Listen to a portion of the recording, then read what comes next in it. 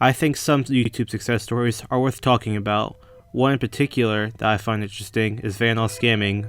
Once he was just a small YouTuber playing Call of Duty, but he was able to make a few strategic decisions that would help him propel to become one of the highest subscribed people on the site.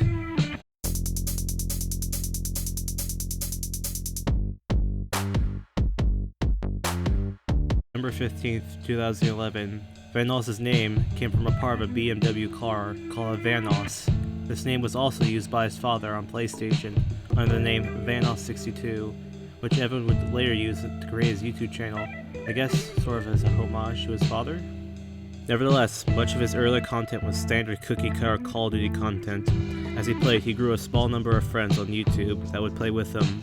Take note, these friends become integral later. As Evan uploaded, his momentum was gaining, subscribers per day rising. Soon, funny moment compilations with his friends would be his bread and butter. Bouncing between different games, cracking jokes, doing skits, and having fun with glitches was what got the fire of internet celebrity started.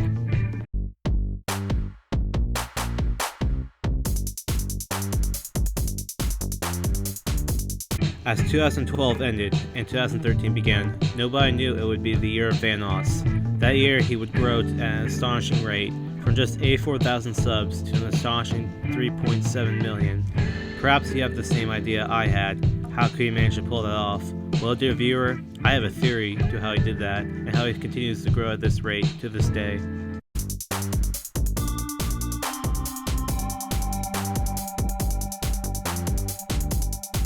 It is no question, when you watch a Vanoss video, he's always got at least one of his friends with him.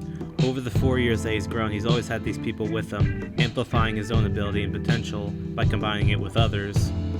Evan is the nexus of this group. From all cases I've seen, he is the one that assembled this group together, and thusly this is where the majority of the subscribers come from.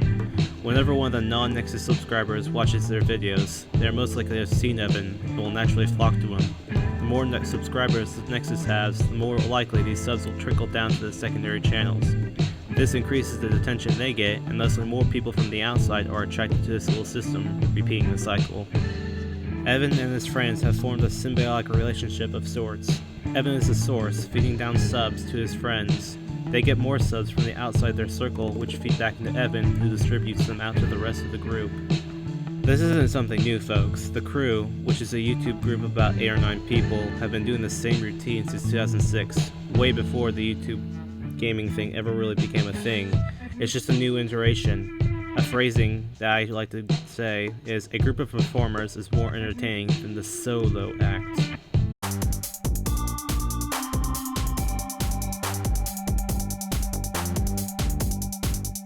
Austin's group are known for playing a relatively small selection of games on their channels. The more notable sizable chunks of this library are the GTA 5 online videos, various Gmod game modes like hide and seek, prop hunt, and sandbox, and of course Call of Duty has stuck around all these years later. The thing is, the more videos that they've done, the more they dominate the search. Any search for the Gmod game, you'll find this. Happens over time, Vanoss's crew has been able to play and upload these games, while they get more and more attention by the algorithms for how many views and how much watch time it gets. This prompts YouTube to promote their videos higher up in the search menu, giving their series of videos more attention, thus prompting YouTube to feature their channel's videos more often than anyone else's. Another cycle that helps combine with the whole Nexus concept makes this main man seemingly unstoppable.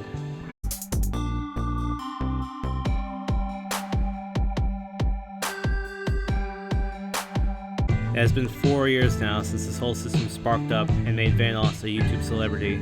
His position as center stage for this whole system has made him top of the pack in the YouTube realm, but the question you might ask is, how long could this last, and what could possibly go wrong? Well, all you need to see to understand how Vanoss's Nexus could fail is to see what happened to their closest predecessor, the Crew. Nowadays, the channels that make up the Crew are bleeding subs at a noticeable rate, and they don't get nearly as many views as they used to. Why?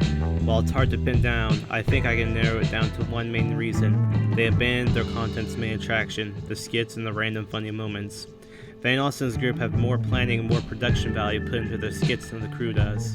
Becoming aware of how much money a group can make can help them. Vanoss realized this and was able to capitalize and grow from it. The crew's chance came and went, and now they can no longer be as big as Vanoss, and now suffer because of it. Vanoss' first clue that his stuff might collapse is in his friends. As several of his friends start to stagnate and start to go the way of the crew, then it will ripple down to the others. If their content becomes blander, purely repetitive, and genuinely looking cheap, then it will kill it. But at this moment in time, it is safe to say that Vanoss won't be going anywhere. In fact, he may stay at the top of the pack for many years to come.